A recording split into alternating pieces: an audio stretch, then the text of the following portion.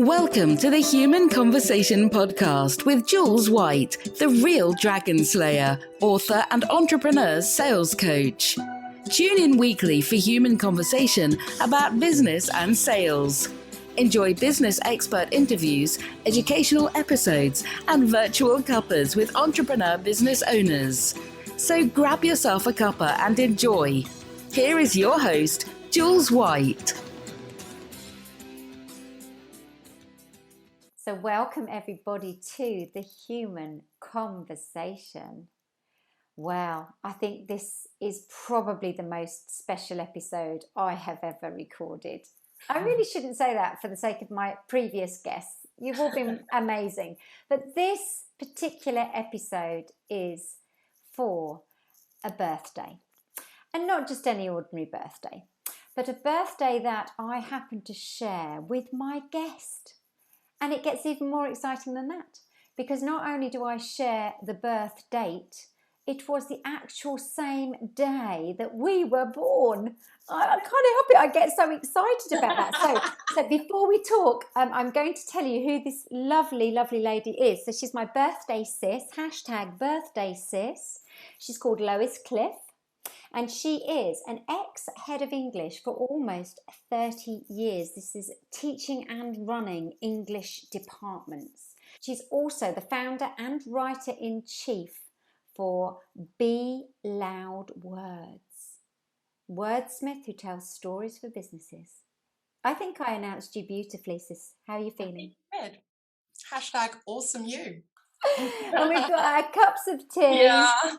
You've got a special one that says you're 50. Yeah, it does actually. You can't really see it because I've got a virtual background on. So if you're not actually watching us on YouTube, then you're missing out here, guys, because we've got wonderful banners at the back of us celebrating our birthday, because today is the 13th of April, and that is our shared special birthday. Lois, it's so good to have you on my podcast. Thank you for inviting me, Jules. It's such fun to be here. I can't think of a nicer way to spend a birthday. No, me too. Cheers with Happy our birthday, cups of you. tea. Happy birthday to you Yes. too. Now, we're going to do something different as well, because actually Lois is my big sister, which means that she was born first. What time was it, Lois? It was 9 o'clock in the morning, I believe. 9 o'clock in the morning. I appeared at 1 o'clock lunchtime. Yeah. Typical, when there was food about, I appeared. And apparently, just a quick story, my dad always told me the first thing I ever did when I entered the world was a huge belch. Top story, Jules's dad. I thought so. I thought that was a good one to share. Good entrance there, Jules. Good entrance, Excellent job. Now, listen, one of the things that happened when we decided to do this podcast is that you took over as big sis and you said, I've got a great idea. I'm going to interview you. Yes. Well, I couldn't really refuse that. So it is actually over to you, Lois. Thank you, big sis. Excellent. I have only one thing to say to start with, and we both know what that is. Welcome to the Human Conversation. I love it. This is not scripted for everybody who's watching or listening. This is not scripted at all. I have not done that lovely thing that happens with podcast guests. I have not sent Jules a list of the questions that I'm going to ask. So this is completely cold. She is at my mercy, and I am a big sister. So I'm scared. I'm a little sister that's scared. Okay, so I love your podcast. I was listening to Sins, who's my birthday cousin, because her birthday is April the 11th. Got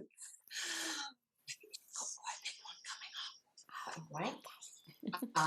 I was listening to Vicky Kirby. I really like to listen to copywriter people on your podcast because they have lots of interesting, pertinent things to say, because obviously I've only been doing this for 3 years and I'm still learning. But what I love about what you do in your podcast is you get everybody to give all of the interesting slants. You don't ask the run-of-the-mill questions, and this is part of who you are, isn't it? Okay, you are a best-selling author. All right, let's get the biog in, because there may be some people out there who do not know how kick-ass you are. You are a TEDx speaker. You're a sales genius. You know, you have a birthday coming up, which is to do with your business, don't you? You can tell everybody what that is. Yes, because actually, whilst we're going to put this out on our birthday, because that's the 13th, not long after that is going to be my 4th business birthday. So I will have been running this business for 4 years. So it's very exciting. Respect. Thank you. That's impressive. Okay, and you have a new team member, I believe. Do you want to say a little bit about that? Yes. So again, she's going to be starting on the 19th of April. Now, that was my dad's birthday. So isn't that lovely too? That is. And yeah, I mean, she is somebody I have worked with before. So it's incredibly exciting. She has, if you cut her in half, she would say, live it, love it, sell it. Right. So she just gets it, you know. So she's going to be my right-hand woman. Head of Business Growth is her title. Okay. And I'm really excited about having her in the business. Yeah. Brilliant. Well, I hope that marks the beginning of a whole new phase for you. Thank you. You've got the high street. Okay. Now, I know, how long's the high street been going now? So we started the high street on the 1st of September 2020, the pandemic year. Was that an idea that had been brewing for some time, or was that something that the pandemic gave rise to? It had been brewing, but it was one of those I thought, I'll do that one day. And then the pandemic, I think, made it happen at that particular time. It just seemed the right thing to do. So, okay. So for people who do not know about your high street, just give us a little mini tour. Yes. So I wanted to do a membership where it was affordable, but equally, you know, people could stay with me on the journey and then take the bits that they needed when they needed it, because I think that's lovely when they've got a choice. And I wanted it to feel different. So I went back to good old dad, and I was brought up in the sweet shop, as you will know if you follow me. And so it was that love of retail, dad in the shop, sweets, pick and mix, you know, all that stuff came to mind. And I thought, I'll structure my membership in the theme of a high street. So each shop represents something you can do in the membership. And so you've got things like the sweet shop is where you do all the learning. So that's a really lovely library of learning videos, all about sales. Then you've got the coffee shop where we meet. So that's the community bit. So we network and meet in there. And then you've got things like the box office where you book the live events, which happen every week. We've got a bookshop, a stationery shop. We've also got a bank, because you can collect points as you do certain things in the high street. So we've got this really wonderful community that we are building and continuing to build. And how is it growing? It's great. And I have decided right from the start, I wanted it to grow organically. I want the right people in there. I don't want it to just be a numbers thing where we have no human connection. So we've got 30 members now, which is brilliant, exciting. And they are slowly adding new members. And once my new lady comes, we're going to be able to really focus on making sure that everybody understands what the high street can do to help you. Brilliant. Okay, that's fab. Now then, I am really enjoying Live It, Love It, Sell It. It comes with your usual down-to-earth pragmatism and sense of humour.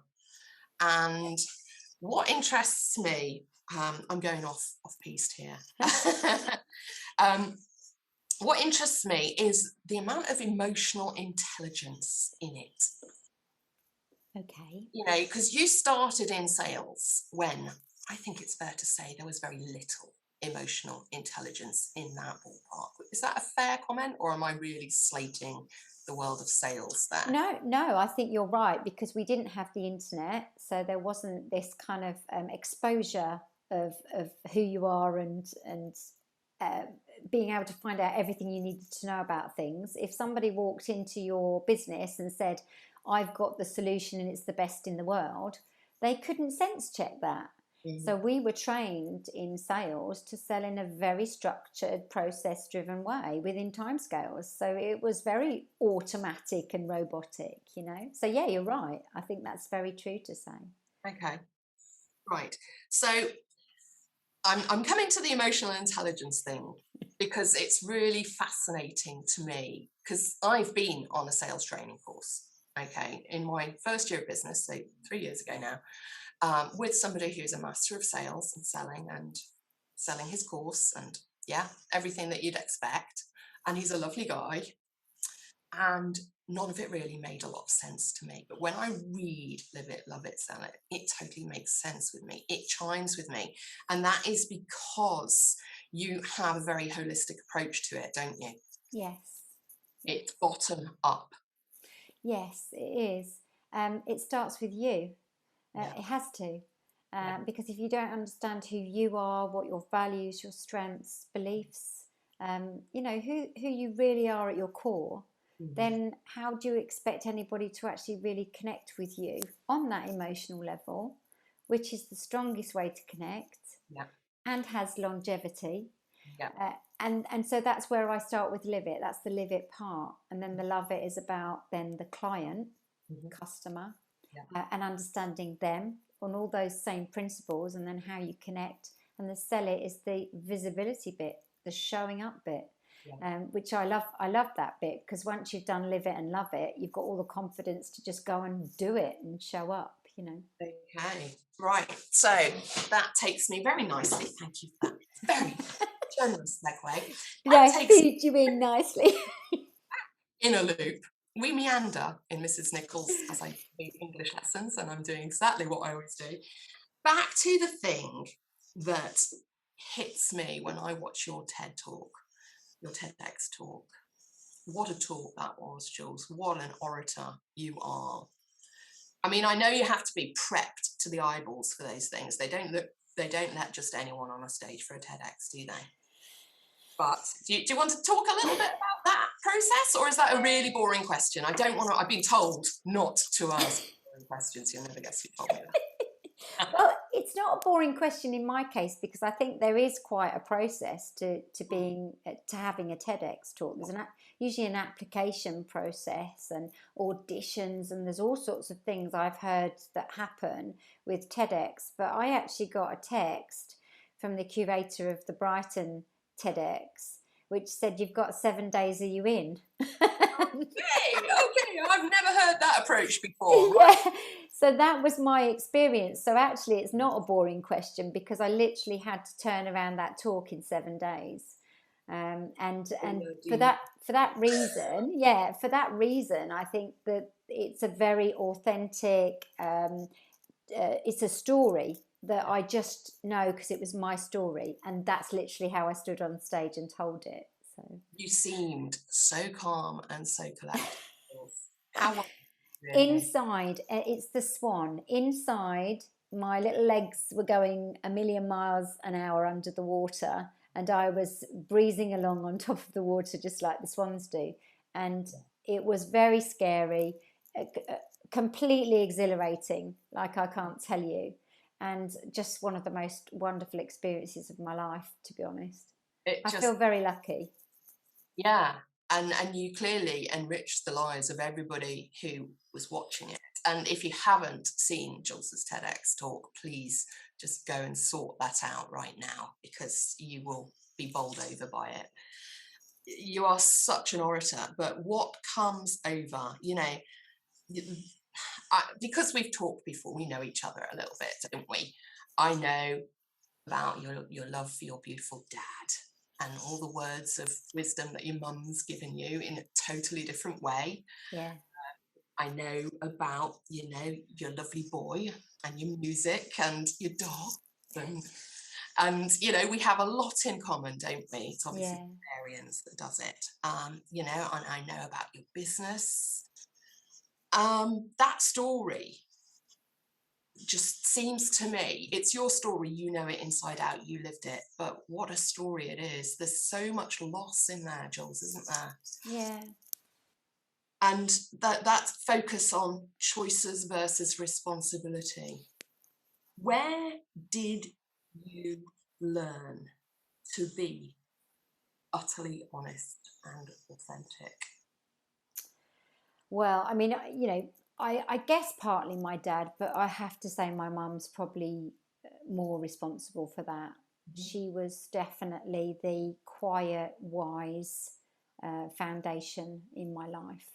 And one of the things she always said to me was, never lie, always be truthful, always. You know, she frightened me, I suppose, in a sense, because she said, if you lie, it comes back on you, you know. So it's almost like, just don't bother. Just tell the truth, be open, be honest. And, you know, in a sense, I think, Lois, when I was younger, I was probably too much that way. And I left myself very vulnerable and open to being hurt. Because I was very honest and true and real. It doesn't always pay off. And it doesn't always pay off. But I think from that, what happened was it didn't make me go the other way. It kept me true and honest. But I just learned about being vulnerable and true and honest, and where those levels were and what mattered about that. Yeah. You know, so I suppose I perfected the skill of it, if you like, as I got older with those experiences. But I would never ever change being that person in that way ever, because I think it has served me more than it's failed me, if that makes sense. Yeah, that makes absolute sense. So you have this phrase, bounce back ability, and I think this was when I first saw you in action on a webinar with that last year, although a lot of last year's a bit of a blur, isn't it? I think, if you're anything at all like me, for a lot of people. You know, I think I'd be interested in reading some scientific research to see how our perception of time has changed over the last 12 months or so. That would be really fascinating, wouldn't it? I think, because I feel like certainly it's been easy to lose track of what day it is, let alone you know, how fast time's gone by. It's incredible, isn't it? When they said it was a whole year the other day since we'd locked down, I kind of went, wow, you know, amazing. Where did the 365 actually get to? Yeah. Oh, lots, I think. Lots. Lots. Absolutely lots. Not all of it quantifiable, but yeah. One day or day one. Yeah. Does that ring any bells with you? Yes, it does. There's a story, because you know there's always a story, don't you? I want to know whether that is your creation or somebody else's. So tell me. I did a post on social media just before my TEDx talk, which was October 2018, and I found it. Literally, I found the image of it, one day or day one, and I went, oh yes, I love that. That's just great. And it's all about the fact that, you know, how much do we bloody procrastinate in life, you know? And the fear of making decisions. Anyway, I posted this post. I wrote something fabulous, I'm sure, just about this one day one. And then I had the notice to say, you've got 7 days, do you want your TEDx? So then I decided what I was going to tell, what the story was that I was going to tell. And then I got to the night before, I was going down to Brighton, and I said to Sam, my son, Sam, I've got my talk, I know what I'm going to do, but I don't know how to end it. So he said, I know. Mum, you know that post you did, one day or day one? He says, I know what you can do. And he literally wrote it out word for word, how I should end my TEDx talk. Wow. And so then it said, you know, I want you to close your eyes. I want you to imagine something you're scared to do, but you really want to do. And so then, he was, what, 14 at this point? 14 at the time, yeah. And then I want you to open your eyes now, and I want to ask you this question. Is it going to be one day, or is this day one? And that was the end of the TEDx talk. Wow. So I have to tell you that Sam wrote the end of my TEDx talk. And it was just this wonderful, wonderful moment. So no, it wasn't mine, but we kind of owned it through being the end of my TEDx talk, and Sam wrote it. So in terms of conducting an orchestra, you're Sam. He knows what a good climax looks like, doesn't he?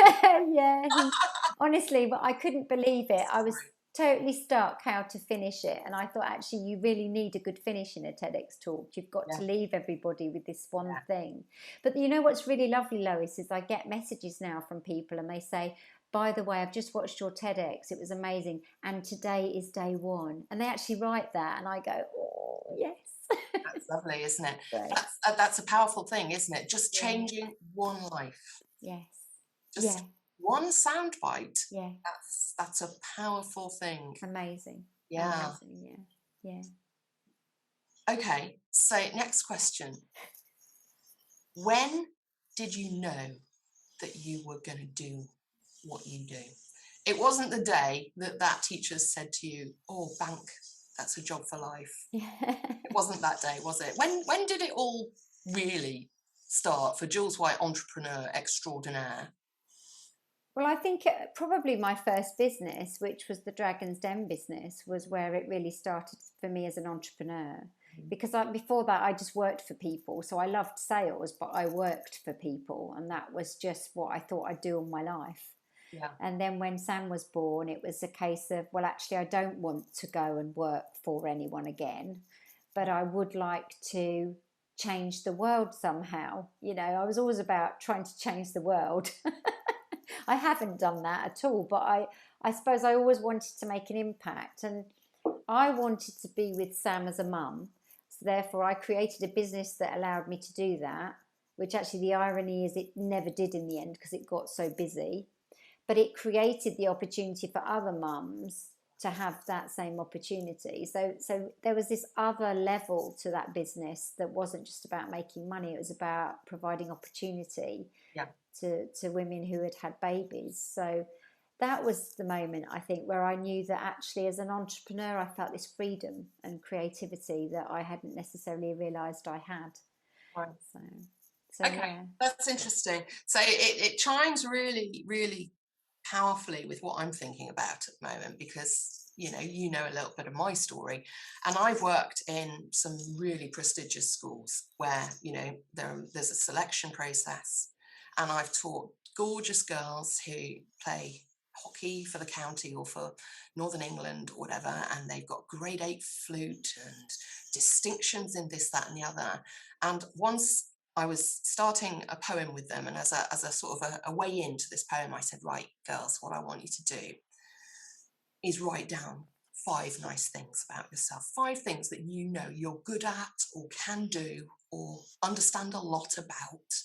It can be anything at all. And there was mass panic in a room of 30 gorgeous 13-year-olds. Mass panic. I commuted the sentence to 3 things, and it still didn't really make it any better. They couldn't do it. Where did you always have good self-esteem, do you think? Or has that been learned? I don't think I have good self-esteem, which is actually the interesting answer for you, I think. Yeah. Unpack that for me. Yeah, Jules yeah. White, birthday. Yeah. No, it's very interesting, isn't it? Because I think that, and it's not that I'm false, because again, that would then make it sound like I sort of have this kind of, I try and portray this confident person. I guess perhaps I am confident to a point, but internally, I will always wonder if I'm good enough. I'll always wonder if I'm the best at what I do. I'll always wonder why someone chose me when they could have perhaps chose someone else. So I'll always have, even if it's just it's a mild perhaps form of it, I will always have this doubt about being good enough. And I do lots of work on that, and I work on it regularly. And I think as a 52-year-old woman now, I think that I like myself more than I ever have in my whole life right now. But it's taken me a very, very long time to come to terms with the fact that I am who I am. This is me. If nobody likes me how I am, then it is what it is, And I am definitely 98% of the way to that person now. But there's always that little bit where I'll wake up sometimes and say, I'm not really going to be able to do this, or I'm not going to be good enough to do this. And so, yeah, it still just bubbles underneath. I don't know, Lois, whether that ever leaves us, if we're really, really honest. But I think it's about having that toolkit and mindset to say it's okay and it doesn't matter. Let's carry on, kind of thing. That's the bounce back ability, I suppose, as well, element right there. So where then, for people who are watching this, and some of them may be female, some of them may be heading towards birthday number 52, some of them may be stuck in jobs they aren't enjoying and wishing they could do something. Give me your 3 best tips for anybody who's unsure, who's got a case of the hag in the attic, you know, saying, you can't do this, you're not good enough, you're probably not going to do this. You know, what are your 3 best tips? Well, there's one that I use with my clients anyway, and that's I look at strengths. So I do a very specific exercise, and it's in the book, about looking at what your strengths are, because that's just about focusing on the things you really are good at, because we are all good at something. And so that's kind of that.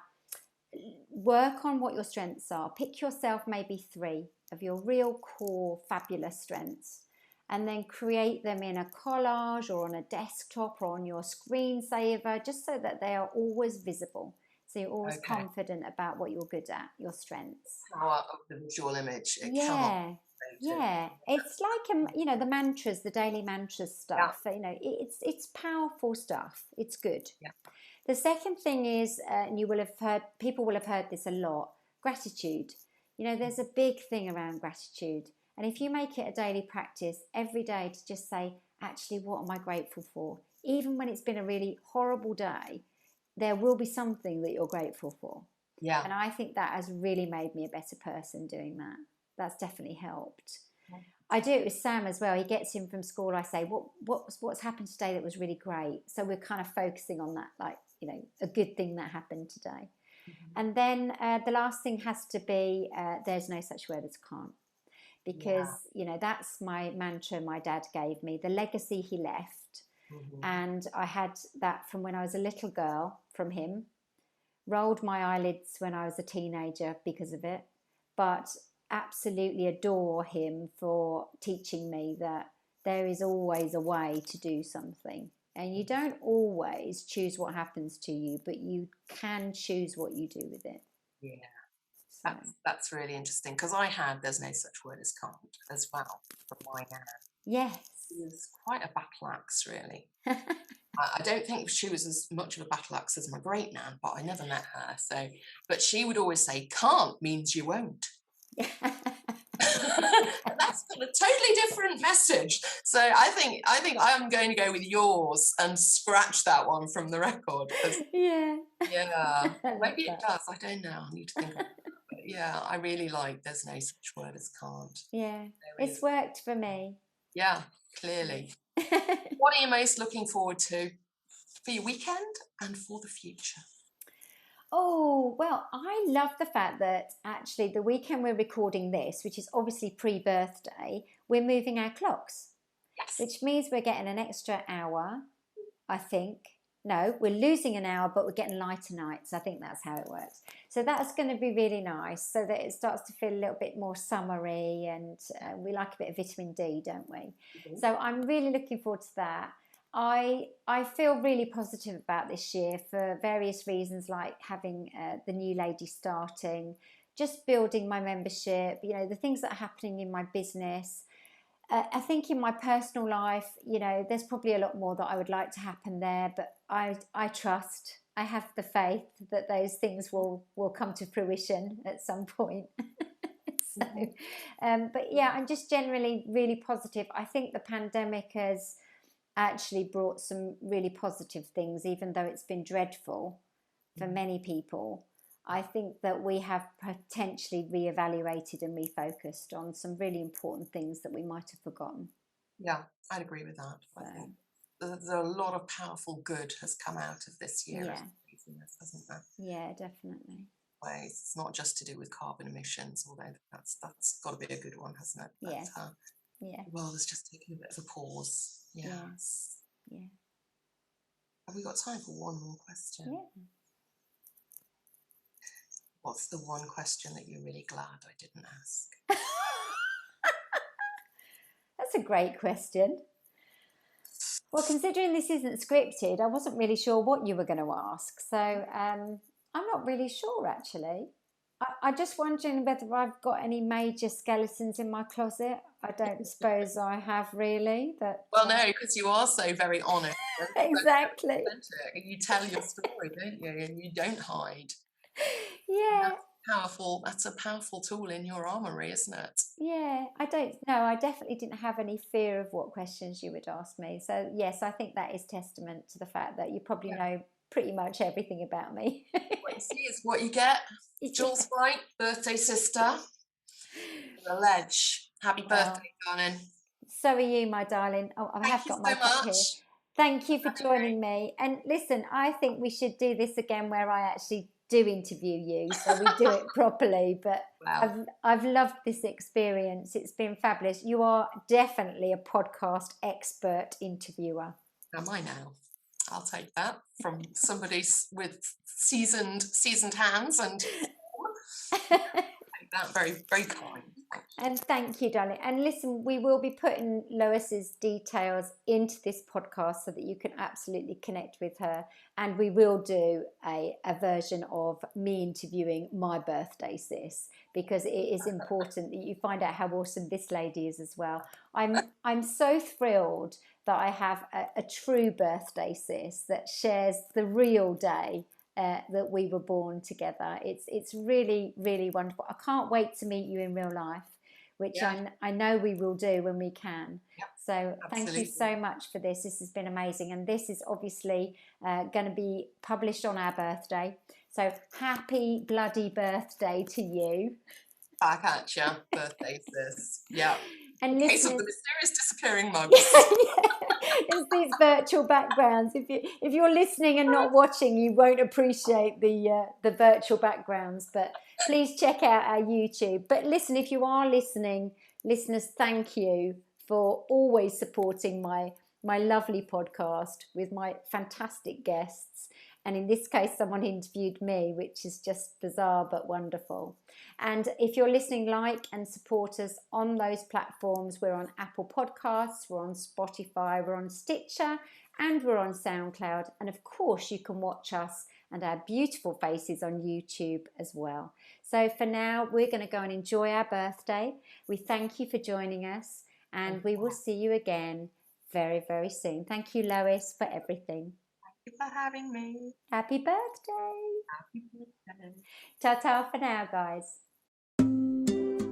You've just been listening to the Human Conversation podcast with Jules White. To find out more about the other work that Jules does, please visit her website, www.liveitloveitsellit.co.uk. And if you enjoyed the podcast, then please do leave a rating and review on the platform you use to enjoy her show. Thanks for listening, and see you next time.